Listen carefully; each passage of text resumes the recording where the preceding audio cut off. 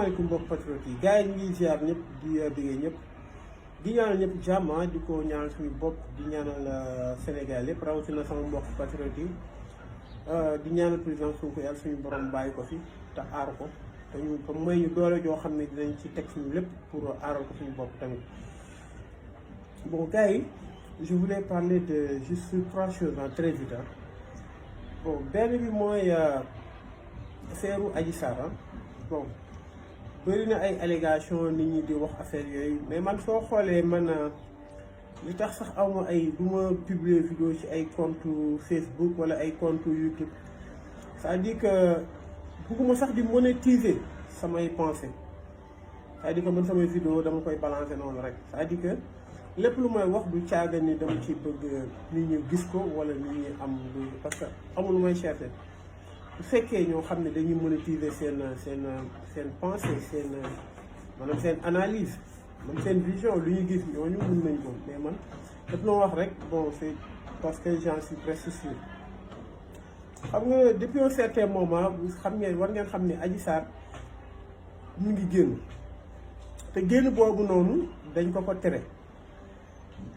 parce que xam ngeen ni processus bi affaire yi commencé ba léegi à chaque fois Adji Sarr day menacer kalaati dil bi parce que dafa nekk koo xam ni c'est une maîtresse chanteuse. Adji Sarr da leen di chantage bu baax. Bon tout dernièrement dafa am benn altercation bu metti ak moom ak maître El Hadji Diouf, bon par rapport ak peut-être génn yi muy génn ak par rapport ak coup de fil yi muy passé ak ay xaritam ak yooyu. Bon, ça fait même pas 2 jours, un jour comme ça fait juste hier matin. Maître, comment on appelle, le ministre de la Justice, Maître El Hadji Diouf, il a menacé, il va se dessaisir du dossier. Bon, ñu ñëw ci ginnaaw Adji Sarr bi ko police parcelle jàppee ba bàyyi ko. Maître woo ko ak ñenn ñi nga xam ne ñoom ñoo nekk ci seen biir bi dañoo xuloo bu metti ak Maître El Hadji Diouf ak ñenn ci ñoom. Après elle a confié à sa copine mu ne leen damay kalaate ndey dil bi yëpp, bon noonu la ko waxee suñ ma moytul damay kalaate ndey dil bi yëpp. Bon léegi ñoom xam nañ ñu mënatuñu contenir Adji Sarr, ñoom mënatuñu contrôler Adji Sarr parce que Adji Sarr elle est incontrôlable actuellement. Day génn heure bu ko neex mu ngi génn tout le temps, elle sort, elle passe des coups de fil, mi ngi am ay copains tout ça mi ngi def lu ko neex parce que gars yi contrôler tuñ ko. Bon ñu ngi koy encadrer nag mais contrôler tuñ ko te xam nañ ne affaire bi ça va virer vers un fiasco. Léegi bu leen yaakaar ni dafa am ñoo xam ne dañoo kontaan trop ci maître Malick Sall si génn bi mu génn wax affaire yooyu, non c'est très bien pensé. Actuellement ñoom dañoo amoon ay idées, soit ñoom xalaat nañ ñu ne dañuy koy tëbal booy bi dem ñu ne non loolu mun na parce que bis bu ñu ko tëbalee mu dem xam nañu état rek moo ko mun a tëbal mu dem, c'est-à-dire que ñun am li ñuy wax yëpp dëgg la. Beneen bi mooy suñu continuer di étouffer dossier bi Adji Sarr dina kalaate parce que mënatuñ ko contrôler parce que mi ngi dem ay bistrot di dem ay boîte te on ne sait jamais si peut-être booy bi day naan wala dara des fois. Bon je vais pas du ma xuus si affaire yooyu junj doy na borom xel parce que tentation bëri na ci moom koo xam ne xamul xaalis jékki-jékki ñu koy jox ay somme yooyu muy dem ko ñëw boîte am ay copines yu bees gars yi wër ko du ko jëy comme ça di que lépp mun na ci xew te mun na kalaate dil bi te Sénégal avec l'avènement des smartphones lépp lu mu wax rek gars yi nañ ko jël saaga te on suit Adji Sarr de très près aussi xam nañ lu bëri nag parce que affaire bi gars yi ñun bàyyiwuñu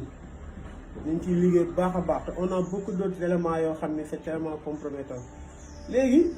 Malick Sall bi mu génnee dañoo préparer benn affaire ñoom li ñu préparer mooy dañuy dem procès pour affaire bi jeex benn yoon. Procès bi mën nañ ci dem mais gars yi wóoluwuñ ba léegi su Adji Sarr jàkkaarloo ay maître Bamba Kassé ñoomi seen ay maître Clédor Ly su Adji Sarr jàkkaarloo ñoom est-ce que du craquer. Léegi foog ñu def ay plan yoo xam ni moom mooy indi non-lieu bi kon sortie Malick Sall c'est pas fortuite dafa nekk loo xam c'est très bien passé dafa nekk boo xam ne un pion boo xam ne avancé nañ ko dans un processus de non-lieu et dans un processus de relax total loolu c'est sûr da ngeen gis ci jamono jii ñuy ñëw tuuti soit ñu risque dem procès soit non-lieu total mooy am léegi gis ngeen gars yi ñoom yaakaar nañ ni affaire bi xam nañ ni affaire bi cóol na te bugguñu affaire bi remonter parce que su procès amee affaire day remonter ay ñoom Sidi Ahmed Mbaye ñoom maître Dior ñoom ñëpp de gis nga complot bi mat na lu mat 15 personnes ñu ngi ci biir 15 personnes ñu ngi ci biir ñoo xam ni sax dama lay wax doo suñu leen waxoon ñan la sax yéen da ngeen di waaru yàlla xam na ko ñoo xam ni ñu ngi leen di gis wóolu leen di leen déglu ci télé yi ñii di ay journalistes bokk nañ ci affaire bi léegi xam nañu suñu démantelé loolu day garaaw léegi dañoo bëgg a étouffer affaire bi bon te j'espère que nous on va pas accepter ça j'espère qu'au niveau du Pastef ils vont pas accepter ça il faut aller jusqu'au bout il faut qu'il y ait procès il y a pas de non-lieu il faut qu'il y ait procès léegi ñoom seen stratégie bi ñu teg mooy noonu maître Malick Sall génn na wax na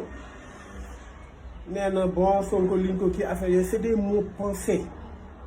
la moo tax boobu ba léegi xalaatuñ loolu ñu dem ba kenn déggatul Adji Sarr mu génn wax loolu c'est-à-dire que ñoom ñoo préparé loolu invitation bi ñu ko invité question bi ñu ko posé c'est préparé réponse bi ñu kii c'est préparé aussi di nga gis léegi ay quelques waa APR commencé di wax naan non affaire bi bon dossier bi soo bi ñu xoolee ba ci biir c'est du am na mun nañ séq mais affaire yooyu ça veut dire que ñoom actuellement ils sont dans l'impasse léegi nag ñun qu'on se verse pas dans la sensationnelle du contenté on s'en fout ñoom li ñuy wax soyez beaucoup plus intelligent que ça c'est-à-dire que deal la bu ci kaw deal ñu ngi continuer même chose léegi ñoom dañ na seen xel ni bii nii jàllul nañ jéem a génn ci avec les mains propres comme ñun teg nañ benn loi boo xam ni actuellement dinañ jéem a provoquer gars yi ñu ñu am lu ñu tegaat Ousmane Sonko affaire yooyu c'est-à-dire que ñoom bon bàyyiwuñu ma leen xamal rek comme li may wax rek laay wax loo leen teg xam nañu te loo leen mën ñoo leen ko ëpp dañoo nekk ci benn état boo xam ni il s'est affaibli état boo xam ni la moo tax yow tout le monde tire sur Ousmane Sonko parce que jàpp nañ lépp ba mu des kooku te kooku da leen ëpp doole trop léegi nag vous avez le choix soit ngeen teg affaire yi ci yoon comme nee ngeen amatoo leen njuuj njaaj boo leen di def njuuj njaaj yi dépassé ngeen ko changé ngeen continuer seen mandat yi ci des ngeen doxal bàyyi Ousmane Sonko ci jàmm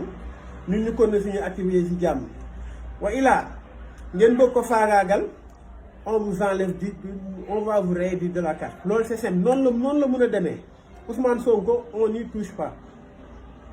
amul fexeel amul laal amul yónni nit mu koy kii amul muy tourné ñu laal bis bu demee tourné nemmeeku tour ñu gis kenn ku ko ni nii xam ngeen li am ok foofu laay am maa ngi tëj foofu beneen bi mooy gars yi sama mbokk patriote yi da ngeen mel ko may xale yu ndaw vous êtes trop dispersé chaque jour nga gis kii collecte de fonds fii collecte de fonds fee collecte de fonds fële il faut faire acheter ça pour kii jënd leen lii pour kii il faut ñu jàppale kii nañu jënd xawma 200 moutons pour kii affaire gars yi du ñu parti bu am xaalis du ñu parti boo xam ne chacun se permet de faire ses collectes damay jënd xar fii wala damay def lii affaire yooyu am na ñu mun nañ jël benn affaire defal ko président Ousmane Sonko mais pas ku nekk gis naa ci internet bi dañuy def 22 millions pour 200 familles jënd leen xar gars yi il faut qu'on soit bien organisé tey pour man ñaari nit ba ñett ñoo mérité ñu defal leen collecte te su dul woon ñoom tey duñ toog fii du ko wax mu Ndeye Khady Ndiaye su ko neexoon bokk ci dil bi na dégg naa président Ousmane Sonko ma tijji fekk ko ci kawam kan moo koy setal kenn kooku c'est un témoin oculaire moom ak jëkkëram mu am ñaari témoin yoo xam ne kenn bu ci mun dara kooku tey mu perte liggéeyam mu am doom bi prématuré mu nekk ci doom fay lu cher presque 200 000 francs chaque semaine mu génn ko këram ñu toog di gundaandaat nan ay dañuy jënd ay 200 moutons ay affaires yooyu ay nañu gën a responsable te gën a tegu ci une ligne droite bañ a nekk comme ay xale rek comme ay xale yu génn récréation. Ndeye Khady Ndiaye il mérite d'être soutenu. Capitaine Touré il mérite d'être soutenu. Nemmeeku Tour baa ngi ñëw nañ leen ci jublu. We can't save the world. On peut pas sauver le monde. li am ci dëkk bi yëpp kenn mënu ko sauver ñun bi ñun lañ fal. APR ñoom ñoo nekk ci gouvernement bi ñoom ñoo war a liggéey ba nga xam ne nit ku nekk dina gis sa bopp ci dëkk bi ba au moins benn xaru tabaski ak loolu tabaski ak loolu dundalee sa njaboot nga am ko ñun nous sommes des opposants li ñu def rek dafa doy on éveille les consciences taal xelu nit ñi président Sonko sacrifier léppam di défier la France kon gars yi foofu loolu dama koy tëj wax leen ñu gën a calme ñu gën a dal bu ñu dee ni on peut tout faire parti bu fort la de par son expansion de par ses convictions de par son projet mais financièrement nous sommes faibles et li ñuy def ni ça nous affaiblit davantage on disperse les collectes de fonds ku nekk di def collecte ku nekk def collecte what for man calm down nañ dal comme je vous dis ki mérité ñu dimbali ko immédiatement mooy Ndeye Khady Ndiaye capitaine Touré su newoon PV d'audition kii nii booy bi violé nañ ko PV d'audition yi jotuñu ci lambaay dina ñaaw kon pour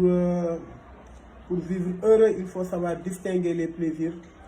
et pour avoir gain de cause il faut savoir se localiser il faut savoir marcher sur la ligne droite faut pas se disperser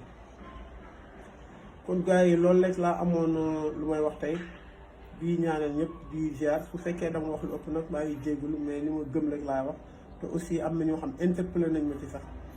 que on se disperse financièrement nous ne devons pas nous disperser il faut avoir un objectif précis mooy nemmeeku tur bi ak dimbali pour man ñaar ñi nga xam ni ñoom ñoo tax lii yëpp am tey jëndal Guy Marius Sagna oto moi je suis pour parce que mérité na ko pour man jàppale Abdou Karim Gueye même si moom demandé wu ko sax rafet na dëgg la mais nag ñi nga xam ni ñoo waral complot yi daanu ñaar la Ndeye Khady Ndiaye ak jëkkëram ak capitaine Touré moom mu démissionné sacrifier laay fam ndax loolu beneen bi mooy nemmeeku tur bii nga xam ni moo waral gars yi di jax-jax di yëngu waaw di waxaat gars yi rek ñu ngi ziar ñëpp di tubaat ci kàddu ya parce que je veux pas parler ici mais damay wax ni mu gëm rek kon gars yi ñu préparé le 15 bi sargal président Ousmane Sonko delloo ko njukkal ñu gën kaa encadré nag gars yi ñii lu mu ñu jaral wallahi war nañ jaral lu ko des fois nit damay envoyé nit damay lire commenter nit na ma saa waay li ngay def dafa yomb da ngay toog rek affaire yooyu man la tu comprends rien man j'ai été sur tous les fronts sur tous les fronts man damay taal sama oto dem lu mënti am ma ñëw fekkee premier jour bi ñuy jël si président Ousmane Sonko lundi boobu j'étais là-bas pacifiquement nag waaye lu mu laaj nag dañ koy def ñun on fait pas les choses à moitié on a été sur tous les fronts je vous dis dëgg yàlla nag mosuma dugg si Auchan jàmbur mosuma kii mais marché bu ñu woote maa ngi fa loolu rek laa amoon lu may wax di ziaraat ñëpp quoi gis naa message de soutien yëpp message yoo xam ni chacun plus touchant que l'autre ñoo xam ne dañ ma naan sawaay man dama bëgg doom dama lay gis dama lay déglu bëgg doon patriote dama bëgg ñu tase moo tase ñëpp nag wax dëgg yàlla mais je tâcherai de répondre à tout le monde bon ñu bëri day remarqué ni képp ku ma lancé message rek tontu naa la mënuma accepter demande yëpp parce que sama Facebook fees na dell ñenn ñi sama compte sama WhatsApp laa leen di jox mais loolu mënul kii te puis man defaguma du ma def vidéo YouTube bokk defaguma ko en tant que bloqué wuñu sama page Facebook du ma ko kii je reçois entre autres des messages de menaces mais man fi ma li ma dund moo gën a metti li Sénégal li ñuy dund Sénégal dund naa dëkk boo xam ni pistolet comme mburu teg sa bopp pistolet tout le temps combien de fois ay di ko loolu tiitalu ma on n'a pas froid aux yeux quoi comme ñi nga xam ne dañuy taxaw di ñu jéem a xokkatal yeah j'ai vu pire Sénégal amul sadisme amul sadi non non kon gars yi ñu ngi ziar ñëpp di déggee ñëpp di gërëmaat gars yëpp franchement je reçois énormément de messages man sax damay bett dama naan bon est-ce que li may wax man yegg na foofu noonu ñoom fi ñu ko yóbbu est-ce que man am naa auteur boobu noonu mais bon on laisse les pieds sur terre de toute façon maa ngi remercier ñëpp des encouragements di gërëmaat ñëpp